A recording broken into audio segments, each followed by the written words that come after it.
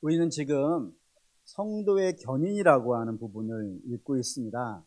성도의 견인이라는 것은 하나님께서 목자가 되셔서 목자가 양을 인도하여 푸른 풀밭과 쉴만한 물가까지 도착시키듯이 하나님께서 우리의 인생의 목자 되셔서 우리를 반드시 하나님 나라로 구원으로 영화로 인도해 가신다는 겁니다. 그 도중에 실수하는 일 없고요. 그 도중에 실패하는 일 없고요. 그 도중에 하나님께서 포기하는 일 없이 반드시 당신의 양을 목장까지 푸른 풀밭까지 인도해 가신다는 이야기가 성도의 견인입니다. 그렇기 때문에 이 성도의 견인 이야기를 여러분들이 들으시면 사실은 질문이 하나가 나와야 돼요. 그 질문이 뭐냐면 진짜요라는 거예요. 진짜요. 진짜요? 하나님 정말 그렇게 진짜로 우리를 데려가시겠어요? 혹시 도중에 아주 악한 적이 나타나는 겁니다.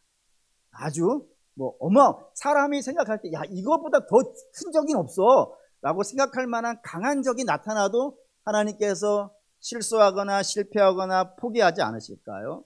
또는 우리가 안 가려고 하는 거예요.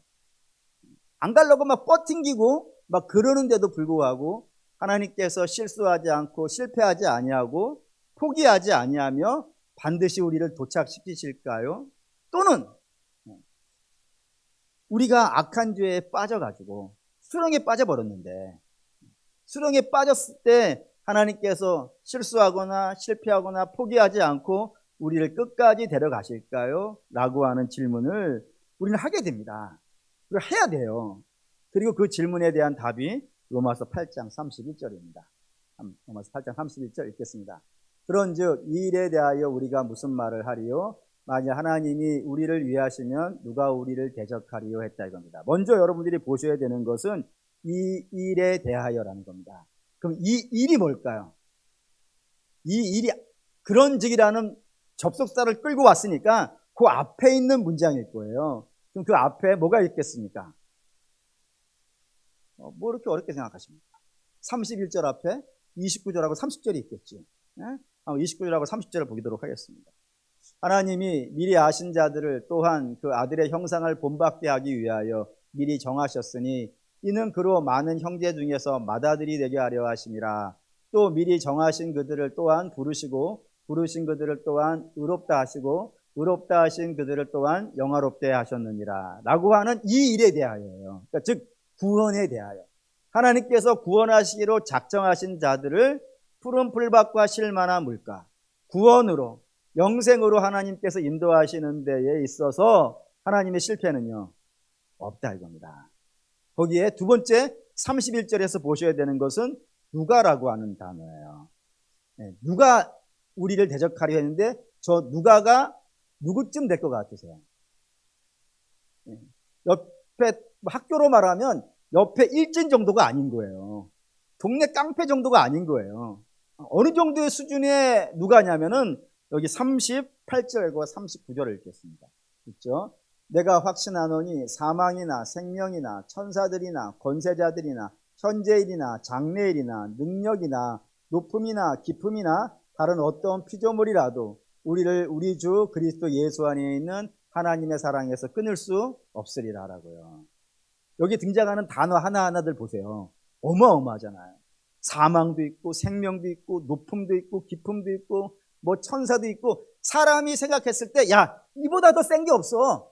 인생에서 이보다 더 강력한 게 없어 라고 생각되어지는 것이 총망라되어 있지 않습니까? 그 총망라되어진 그 세력들이 힘을 다 몽창 합쳐가지고 하나님에게서 우리를 떼어내려고 해도 목자에게서 양을 빼앗아 가려고 해도 빼앗아 갈 수가 없다 이겁니다. 절대로 이게 빼앗겨지지 않는 일이라고요. 다시 말해서 하나님이 구원을 하시는데 그 구원을 막는 세력이 있을 수 있더라 없더라? 없더라 이겁니다. 어떠한 것도 막을 수 없다라는 겁니다. 그럼 이제 여러분 다음 질문이 나와야 돼요. 그 다음 질문은 무엇이냐면 하나님이 우리를 향한 구원이 어떠한 것이길래 저렇게 대단한 것들도 하나님에게서 우리를 떼어낼 수 없는가? 혹시 뭐 우리에게 뭔가 남다른 뭔가 있는가? 하나님 봤을 때에 자, 쟤는 뭔가 내가 좀 구원해 줘야 될 만한 뭔가 뭐 특별한 그런 것이 뭔가 있는가? 뭐가 있길래 하나님에게서 떼어낼 수 없단 말인가? 라고 하는 질문이 나올 수 있단 말이에요. 그 나와야 되고, 그 질문에 대한 답이 저와 여러분이 읽은 28절하고 29절에 나오는 이야기예요. 거기에는 구원으로 가는 과정에 5대 원리가 들어있어요. 그냥 쑥 읽어왔지만 5가지 원리를 따라서 하나님께서 구원을 하시기 때문에 이 구원이 실패하지 않는다라고 되어 있단 말이에요. 어떻게 되어져 있냐면 이렇게 되어 있어요. 미리 아심, 그리고 예정하심, 세 번째 부르심, 네 번째 의롭게 하심, 뭐 칭이라고도 하죠. 그리고 마지막에 영화, 이 과정을 거쳐가면서 이루시는 구원이기 때문에 이게 실패가 없다는 겁니다.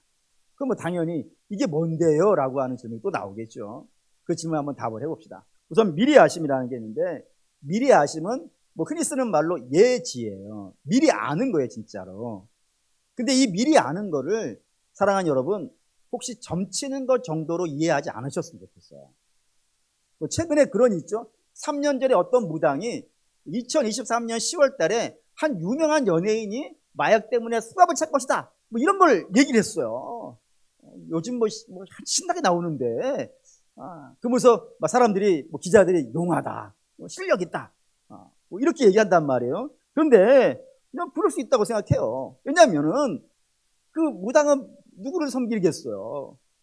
뭐 당연히 마귀 아니겠습니까? 그러니까 마귀도 영적인 존재이기 때문에 어느 정도는 뭐 알 수 있다라는 생각이 들어요. 그런데 하나님의 알을 그 정도로 생각하지 마시라 이거예요. 하나님의 알은 이런 겁니다. 예를 들어서 우리가 무당이 아는 건 이런 거예요. 극장에 가는 거예요. 극장에 가서 영화 한 편을 좋은 좌석에 앉아가지고 보는 겁니다. 예를 드는 거예요. 영화를 다 보고 나와가지고 밖에 영화 안 본 사람에게 스포를 할 수 있죠.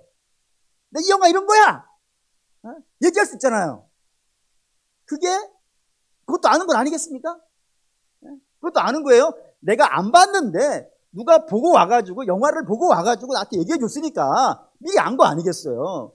근데 하나님의 미리 아심은 관객석에 앉아가지고 보는 정도가 아니라 이거예요. 왜냐하면 관객석에 앉아서 보는 자는 그 영화가 만들어지는데 참여를 한 거예요, 안 한 거예요? 그 영화에 어떤 참견이나 간섭이나 이끌어 이렇게 한 게 아니라 쭉 흘러간 걸 본 거 아니겠어요? 일부 예배 때도 이 부분에서 다 이렇게 눈만 뜨셨어요.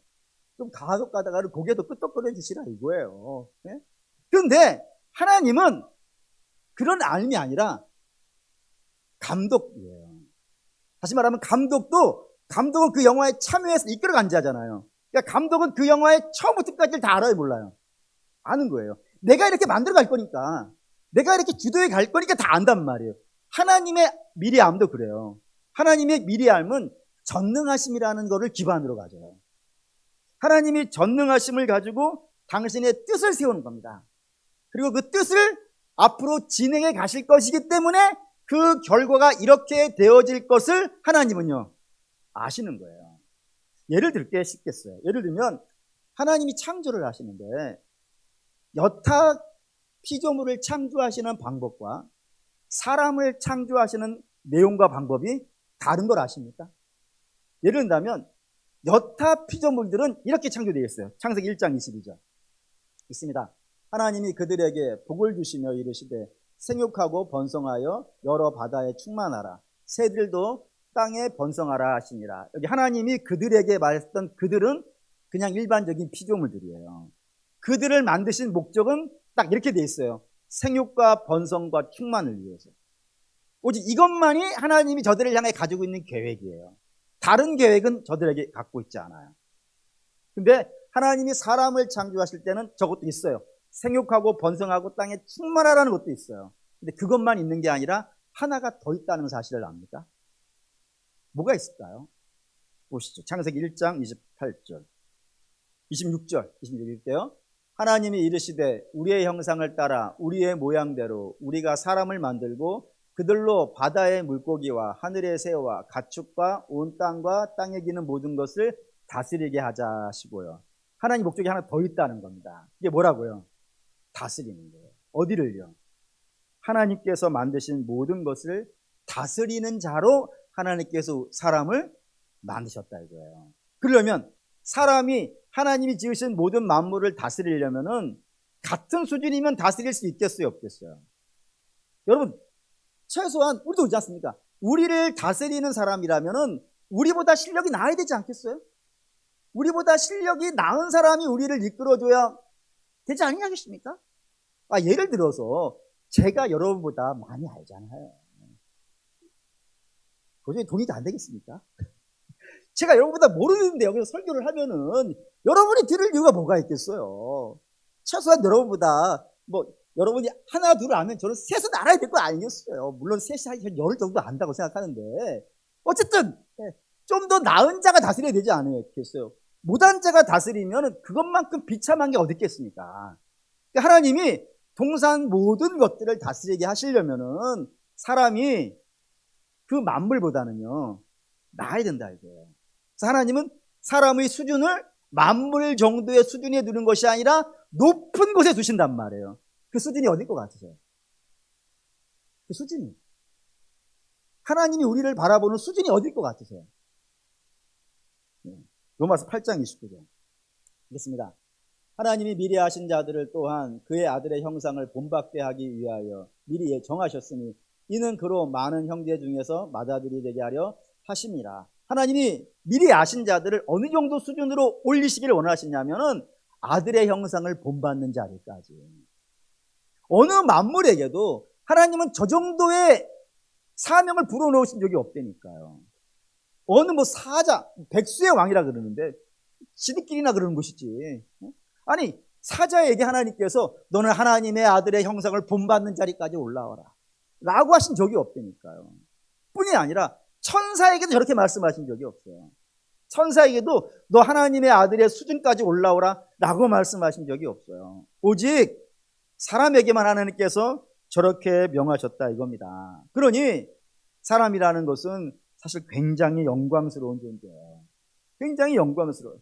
피조물인데 피조물 정도의 수준이 아니라 하나님의 아들이 되는 수준으로 쭉 올리셔가지고 저들로 하여금 이 만물을 다스리게 하자는 것이 누구의 뜻이라고요? 하나님의 뜻이라고. 그 뜻을 하나님이 아셨다 이거예요. 내가 이렇게 할 거야. 이 모든 과정을 아셨다. 이게 미리 아심이라 이겁니다. 그럼 예정은 뭘까요? 미리 정하시면 그렇게 하시기 위해서 어떠한 과정을 거쳐 가시는지를 정했다 이겁니다. 첫사람 이야기로 계속 해본다면은 아담을 하나님께서 하나님의 아들의 수준으로 본받는 자가 되게 하기 위해서 하나님은 두 가지를 하셨다고 되어 있어요. 하나는 하나님의 형상을 담도록 만드셨어요. 창조 자체를. 뿐만 아니라요. 저들에게 생기를 부어 놓으셨다고요. 그래서 생명이 되게 하셨단 말입니다. 이 과정을 통하여서 하나님의 아들의 수준까지 올라가게 하시는 건 이게 하나님이 미리 정하신 거라 이겁니다. 그렇기 때문에 하나님의 예정이라는 것은 벌 주고 망하게 하고 지옥에 가고 이런 것들을 예정하신 것이 아니라 하나님의 아들의 수준이 되게 하도록 그것을 위해서 하나님이 모든 것을 예정하셨다라는 겁니다. 그렇기 때문에 이런 말씀이 등장하는 거예요. 에베소 1장 3절에서 5절 읽겠습니다. 찬송하리로다.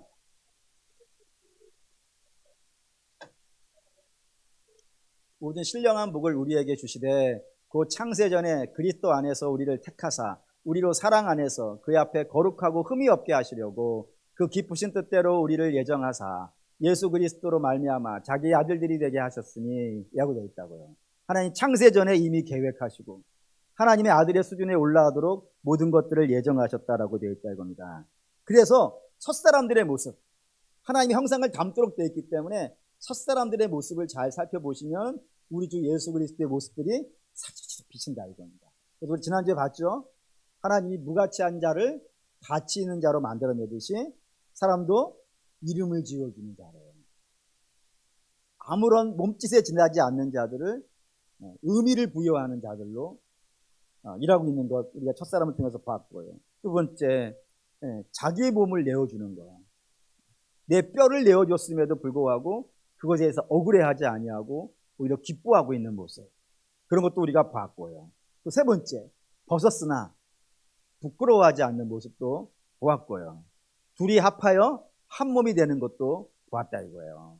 이런 것들이 하나님의 흔적들, 모습들이라고 되어져 있다 이겁니다.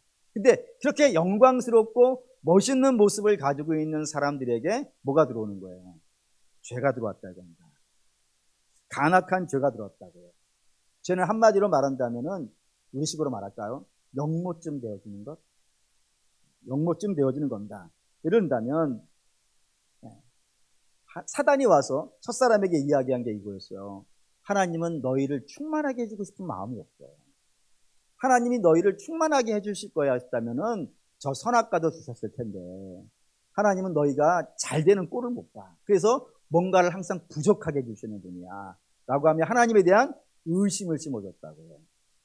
또 뿐만 아니라 그 뒤에 사람은 아무리 잘 만들어졌다 하더라도 하나님의 형상을 닮도록 만들어졌다 하더라도 그것은 여전히 뭐예요?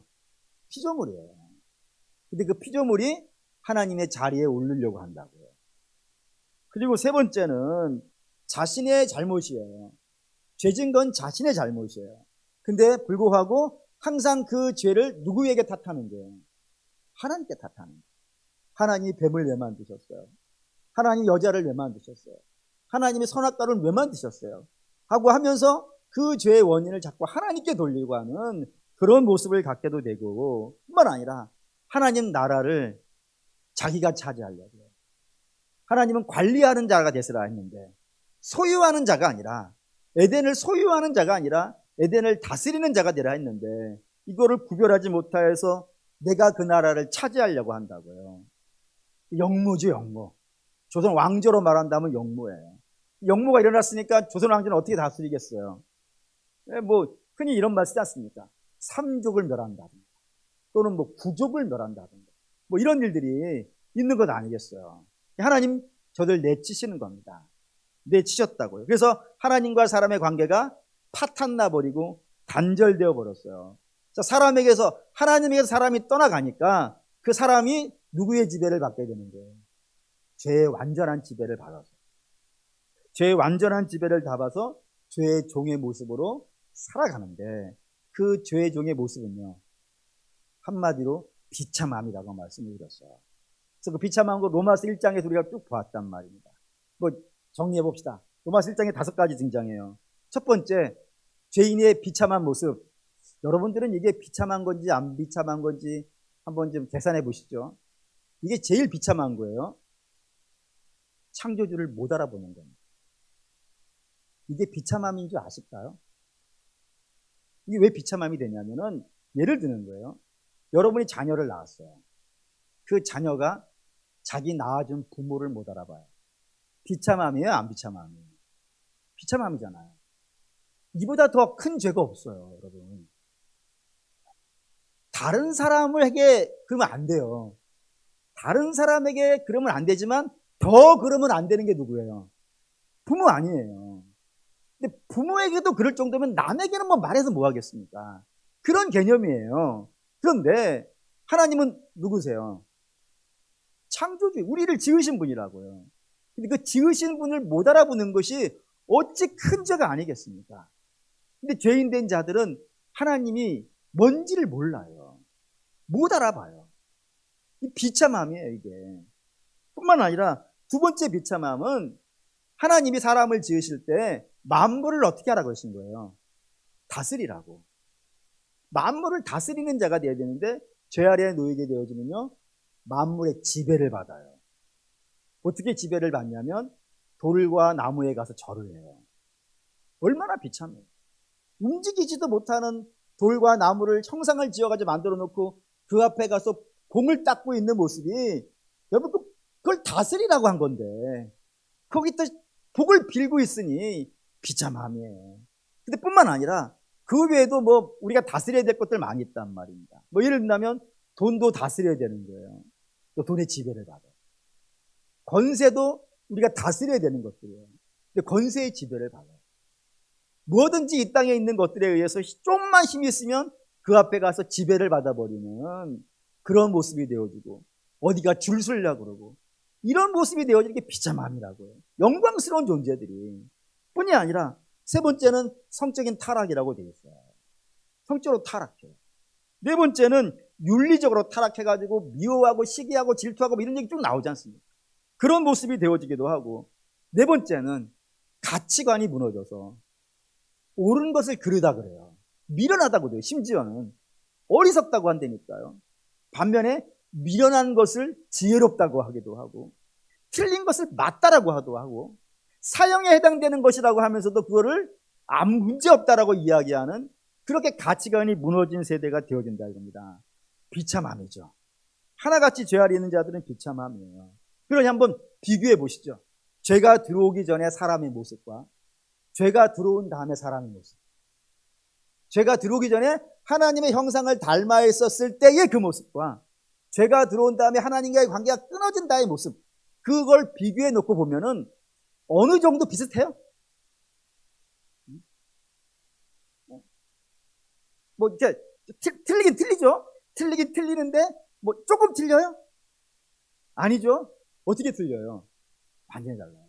마치 동이 서에서 먼 것처럼 서로 방향이 다를 만큼 완전히 달라졌다고요. 이런 상태가 되어지는 것이 죄 아래 놓인 거예요. 그럼 여기서 이제 여러분이 또 질문이 나와야 돼요. 어떤 질문이냐? 목사님 처음에 하나님이 미리 아신 자들을 예정하시고 영화롭게 하신다고 하셨는데 그 문제 끝났네요.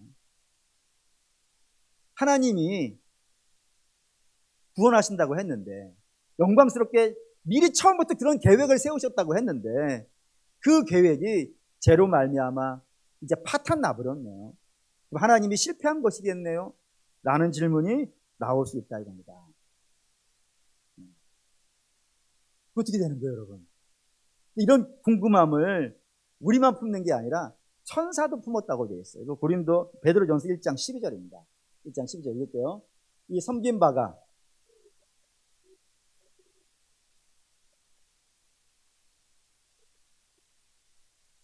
복음을 전한 자들로 이제 너희에게 알려진 것이요 천사들도 살펴보기를 원한 것이니라. 천사들도 궁금해했다고요. 아니, 천사들은 하나님 옆에 가장 가까이 있는 자들이잖아요. 가까이 있는 자들이니까 최소한 두 가지는 알 거예요. 첫째, 하나님은 전능하신 분이라는 것 알겠죠? 늘 가까이서 보니까. 두 번째는 하나님은 일을 하시는 데 있어서 문제가 있다고 해서 포기하는 일이 없다는 것을 보았을 것 아니겠어요. 그러니 천사들이 아니 하나님 처음에 사람들을 저런 모습으로 지으셨고 이렇게 계획을 끌고 가신다고 예정을 하셨는데 사람의 모습이 이렇게 됐지 않습니까? 죄로 말미암아. 그럼 이거를 하나님이 포기하시진 않을 것 같긴 한데 어떻게 동이 서랑 붙게 할까? 네? 우리 생각에는 이게 안 되는 건 아니겠어요? 동과 서를 어떻게 붙여요, 여러분? 빛과 어둠을 어떻게 붙여요? 불가능해 보이잖아요.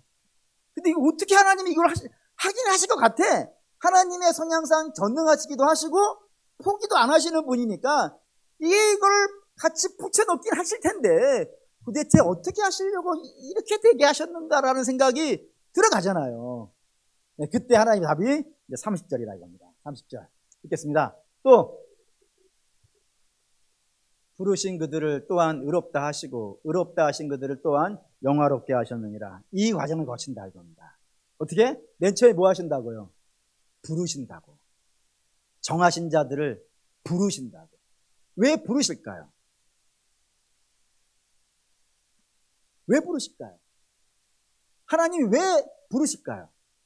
이거는 뻔해요. 저들이 부르지를 못해요. 저들이 주를 부르지를 못해요. 대표적인 예를 하나 듭시다. 나사로 아시죠? 무덤에 들어가서 죽은 지 사흘이 된 자, 그가 주를 불러요?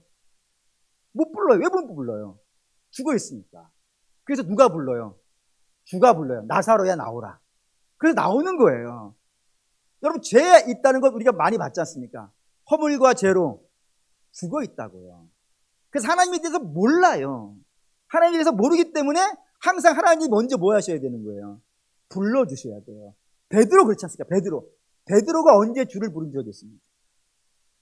그는 그냥 밤새 갈릴리 호수에서 낚시질 하던 자예요. 그물질 하던 자예요. 그를 주가 부르신 거예요. 내가 너를 사람 낚는 어부로 되게 하겠다. 부르신다고요. 뿐만 아니라 주께서 십자가에 달리시던 날 밤 그 베드로가 주님을 3번 부인한다고요. 그리고 떠난단 말입니다. 그 떠난 자를 주가 부르셔요. 바요나 시몬아, 내가 나를 사랑하느냐? 라고 부르신다고요. 뭐든지 하나님께서 부르신다고요. 베드로가 부르지 못하기 때문에. 바울도 그렇죠. 바울이 언제 주를 불렀습니까? 바울이 열심히 한 거는 주님을 핍박하고 교회를 깨며 죄 없는 자를 죽이는 거였다니까요. 그는 주를 부른 적이 없어요. 그런데 주가 그를 불러요. 사울아, 사울아, 어찌하여 너는 나를 어찌하여 핍박하느냐? 라고 하면서 주가 부르신다 이겁니다. 그 때문에 항상 주께서는 부르셔요. 저와 여러분도 불러서 오신 줄 믿습니다. 그 부르심이 있다고요. 그리고 부르신 자들을요, 의롭게 하신다고 되어 있단 말입니다. 이게 중요한 표현이래요. 칭의라 그러는데, 부르신 자들이 이제 주님이 나를 불러주셔서 감사합니다, 이제 내가 알아서 하겠습니다, 그가 아니고요. 주께서 의롭게 하신다고요. 어떻게 해요? 어떻게 의롭게 하시나요? 아들의 피로 하신다 이겁니다. 여러분, 아들의 피로 의롭게 하신다는 이 표현을 여러분 2가지 의미로 기억해 주셔야 돼요. 첫 번째, 아들의 피로 의롭게 하신다는 것은 아들의 피가 가치가 어마어마하다 이거예요. 그래서 보혈이라 그래요. 얼마나 가치 있는지 한번 봅시다. 히브리서 9장 22절 읽겠습니다. 율법을 따라 거의 모든 물건이 피로써 정결하게 되나니 피 흘림이 없은즉 사함이 없느니라고요. 율법에 따라서 물건을 정결하게 할 때 반드시 쓰는 게 뭐라고요? 피라고요. 저 피는 누구의 피일까요? 짐승의 피예요. 짐승의 피로 정결하게 한다고요. 그런데 짐승의 피가 정결하게 할 수는 있지만 이 짐승의 피에는 결정적인 한계가 하나 있습니다. 그 한계가 뭘까요? 일시적이라는 겁니다. 일시적이라는 거예요. 다시 말해서 내가 아침에 하나님 앞에 들어갈 때 피를 갖고 들어가야 돼요. 그런데 점심에 들어갈 때는요, 또 피 갖고 들어가야 돼요. 저녁에 갈 때는요, 또 피 갖고 가야 돼요. 내일 갈 때는요, 내일도 가져가야 돼요. 늘 가지고 가야 돼요. 그래서 책에는 이렇게 써 있더라고요. 예루살렘은 사람의 울음소리보다 짐승이 죽어가면서 내는 울음소리가 훨씬 많았다. 그리고 예루살렘에는 음식에서 나는 고소한 냄새보다 짐승의 피 흘리는 피비린내가 훨씬 더 진했다고. 얼마나 많은 짐승이 여기서 죽어나간지 아시겠죠? 그런데도 불구하고 늘 일시적일 수밖에 없는 것이 짐승의 피로 정결하게 하는 것의 약점이라 이겁니다. 근데 주의 보혈은 어떠냐? 히브리서 9장 28절입니다.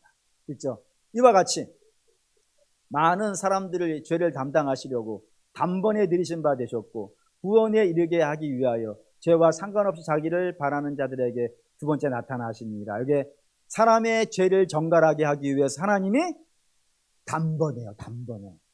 한 번으로 끝내신다 이거예요. 모든 사람의 죄를. 그래서 우리는 다시 이 주 앞에 나가는데 피를 갖고 나가지 않아요. 주가 이미 다 피를 주셨어요. 그 주의 피로 나가기 때문에 뭐 어마어마한 가치 아니겠어요. 짐승 한 마리의 뭐 가치 있잖아요. 근데 그것이 모든 인류와 모든 시대에 동일하게 단 한 번으로 끝내버리니까 예수 그리스도의 보혈의 가치는요, 상상할 수 없을 만큼 대단한 가치입니다. 그래서 보혈이라 그런다 이거예요. 2번째, 예수 그리스도의 보혈이 가지고 있는 또 다른 의미는 하나님의 의지예요. 의지. 강력한 의지. 뭐를 향하냐? 죄인을 구원하려고 하는 강력한 의지라고요. 우리가 흔히 이런 표현 쓰지 않습니까? 사람이 어떤 일을 내가 이룰 거야, 꼭 이 일을 이룰 거야 라고 할 때 제가 가만히 생각해 보니까 3가지 정도 표현을 쓰는 것 같아요. 첫째, 내가 이 일을 이룰 거야. 근데 이 일을 위해서 내가 전 재산을 투자했어. 전 재산을 부었어. 그 일을 포기할 거야, 안 포기할 거야? 혹시 재산이 없으셔서 내가 이 일을 하는데 전 재산을 부었어. 절대로 포기 못하지. 뿐만 아니라 내가 이 일을 위해서 내 이름을 걸었어. 재산보다는 이름이 더 세죠. 목사님, 이름이 뭐 대단합니까? 돈이 더 대단하죠. 이건 참 문제 있어요. 돈보다는 이름은 자기 존재 아니에요. 그 존재를 거른 건데 돈을 잃어버리고 이름을 지키는 게 나아요. 이 분위기는 뭐죠? 네, 내 이름을 걸었어. 반드시 지키겠다는 표현이에요. 세 번째, 나는 이 일에 목숨을 걸었어요. 그러면요, 뭐 포기할 수 없죠. 이 정도만 해도 대단한 건데 제가 지금까지 묵상해 본 바에 의하면은 내가 이 일을 위해서 아들을 걸었어라고 하는 사람은 본 일이 없어요.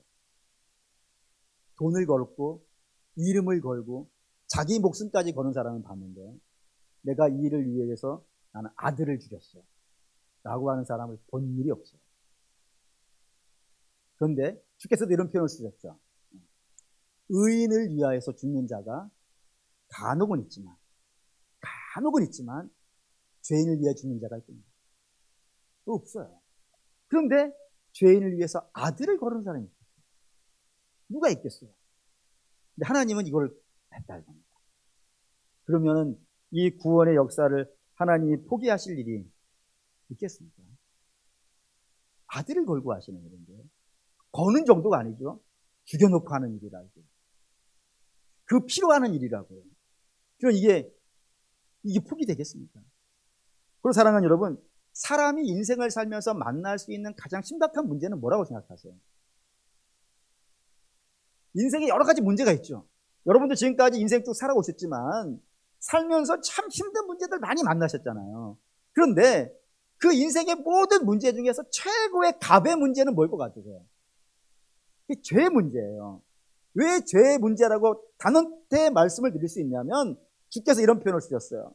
모든 사람이 죄를 범하였음에 하나님의 영광에 이르지 못한다고요. 이런 표현은 내가 본 일이 없어요. 모든 사람이 돈이 없음에 하나님의 영광에 이르지 못하더라. 모든 사람이 배운 게 짧아서 좋은 대학을 못 나와서 하나님 나라에 이르지 못하더라. 모든 사람이 그가 아름답지 못하여서 그가 실력이 없어서 그가 능력이 없어서 하나님 나라에 이르지 못하더라. 모든 사람이 병들어서 하나님 나라에 이르지 못하더라. 이런 표현은 없어요. 다시 말해서 병들어도 하나님 나라 갈 수 있어요. 가난해도 갈 수 있고요. 뿐만 아니라 못 배워도 갈 수 있고요. 예, 갈 수 있어요. 근데 못 가게 하는 거 딱 하나가 이런 말입니다. 그게 뭐라고요? 죄라고요. 근데 그 죄를 깨는 게 뭐예요? 예수 그리스도의 피란 말이에요. 그러니 인생의 가장 큰 문제를 해결하시면서 당신의 백성을 하나님 나라로 데려간다고 하셨으니 어떠한 문제들 하나님이 당신의 백성을 구원하는 일을 막을 수 있겠어요. 그게 보혈의 가치와 보혈의 일로 나타낸 하나님의 의지라 이겁니다. 그렇기 때문에 하나님은 우리를 구원하시기로 작정하시고 이 일을 진행해 가시니까 도중에 어떠한 문제들이 끼어든다 하더라도요. 어떠한 문제가 끼어든다 하더라도 그게 뭐 사단이든 뭐든 어떠한 문제가 끼어든다 하더라도 하나님은 당신의 자녀를 구원하시는데요. 실수하거나 실패하거나 도중에 포기하는 일은요. 단언컨대 없다라고 이야기한단 말입니다. 그렇다면 여러분 마지막 질문 하나 하셔야 돼요. 그러면 그런 의지를 가지고 이 구원의 역사를 펼쳐가시는 하나님, 미래하시고 그리고 정하시고 부르시고 의롭게 하시고 영화롭게 하시는 이 하나님의 구원의 역사에 직면하고 있는 우리는 이 땅을 어떠한 모습으로 살아야 될까, 여러분? 세 가지가 있다고 생각이 됐어요. 그 세 가지 중에 첫 번째는 뭐냐면 여러분 자신에 대해서 실망하지 마시라 이거예요. 하나님은 여러분들이 잘나서 구원한 거 아니에요. 구원하고 나서 여러분들이 이제 하나님 나는 이제 필요 없어요. 하나님 없어도 나는 될 수 이렇기 때문에 하는 게 아니에요.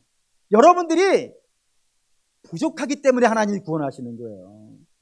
그러니까 내가 이런 모습이 있기 때문에 하나님이 나를 싫어하실 거야? 그런 생각은 하덜덜덜덜덜 마세요. 오히려 그런 모습을 만나셨다면 하나님께 회개하십시오. 하나님 이걸 회개시키려고 나의 연약함을 알게 하시는 이유는 회개시켜서 한 단계 더 성장시키기 위해서 주시는 것이니까 회개를 하셔야지 여러분들이 연약한 모습을 보면서 나는 아닌가 봐, 이런 실망을 하지 마시기 바랍니다. 두 번째. 그러면 하나님 나를 구원하시니까, 내가 못나도 구원하시니까 나는 이 못난 상태로 계속 가야지, 이런 생각도요, 갖지를 마십시오. 하나님은 당신의 구원한 자를 못난 상태로 두시는 예가요, 없어요. 반드시 어디로 끌고 가시는 거예요? 그리스도를 본받는 데까지 끌고 가신다 이거예요. 물론 하나님이 우리의 연약함을 오래 참아주시긴 합니다. 오래 참아주시는 것과 내버려 두시는 것하고는요, 달라요. 하나님이 참아주시는데도 불구하고 계속 그 자리에 머물러 있으면 하나님 어떻게 하시겠습니까? 책망하시죠. 나무라시고요. 나무라서 안 되면요, 책망하시죠. 그 표현을 안 쓰려고 했었는데 나와버렸어. 때리실 수 있어요.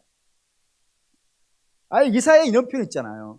머리에서부터, 정수리에서부터 발끝까지 너희가 안 터진 데가 없구나. 그런 일을 만나서 예수를 잘 믿어서야 의미가 뭐가 좋겠어요. 물론 그렇게라도 하는 것이 낫기는 하지만, 지혜로운 것은, 우리가 그러지 않습니까? 자녀를 가르칠 때도 맞고 잘하는 애가 훌륭한 애예요, 말을 듣고 하는 애가 잘하는 애예요. 그거를 계산해야겠습니까? 그러니까 주께서 하나님이 말씀하실 때 깨닫고 회개하시고 은혜로 들어오시는 게 낫지, 탕자처럼 있는 거 다 털리고 나서 그때서야 항복해서 오는 것은요, 미련하기 이럴 데 없다 이겁니다. 그러니 내 마음대로 해야지라는 고집 버리시고 두 손 들고 하나님께 항복하고 순종하시기 바랍니다. 하나님 포기하시지 않기 때문에 이렇게 하는 거예요. 세 번째, 다른 사람의 연약함을 정죄하지 마십시오. 우리가 여기까지 온 건 어떻게 온 거예요? 하나님이 우리를 포기하지 않았기 때문에 온 거 아니에요. 아마 여러분들 중에도 처음부터 이 정도의 믿음이 시작되진 않았을걸요. 다들 예배 시간에 잘들 주무셨잖아요. 수면제 몇 가지 갖고 오셔가지고 주무시고, 지금 예전에는 휴대폰이 없어가지고 안 본 거지 여러분들이. 그럴 수 있어요. 근데 하나님이 참아주셨기 때문에 여기까지 온 거 아니겠어요? 그러면 내 옆에 있는 한심한 그 사람도 하나님이 데리고 오시는 거 아니에요. 그가 훌륭해서 오는 게 아니고 하나님이 데리고 오실 거예요. 그러면 우리가 할 수 있는 일은 뭐예요? 기도하고 섬겨주고 가서 말씀 전해주고, 심판과 책망과 이런 것들은 하나님이 하실 일이에요. 하나님이 하도록 두시고 우리는 물 주고 가꾸고 섬겨주고 그거 하세요. 왜 이렇게 하는 거예요? 하나님이 포기하시지 않기 때문에, 하나님이 절대로 버리시지 않을 거라 믿기 때문에 이렇게 한다 이겁니다. 그리고 사랑하는 여러분, 하나님의 의지를 보실 수 있기를 바라요. 성도의 견인의 이야기를 들으시면서 하나님이 저런 의지로 우리를 구원해 가시는구나. 그러면은 하나님 나 버리시지 않겠지. 내 연약하기 때문에 구원해 주시는 거겠지. 또 그러니 저 사랑을 입었으면 이제는 한 걸음 앞으로 나가야지. 그런 마음 가지시고, 꼭 옆에 있는 사람들 좀 연약하다 하더라도 주가 인내하고 계시니까 저와 여러분도 인내하시면서 섬겨가실 수 있기를 바랍니다. 이것이 성도의 견인을 대하는 성도의 자세입니다. 이런 마음으로 믿음 생활 하시는 저와 여러분 되시기를 주의 이름으로 축원합니다. 아멘. 결단하시죠.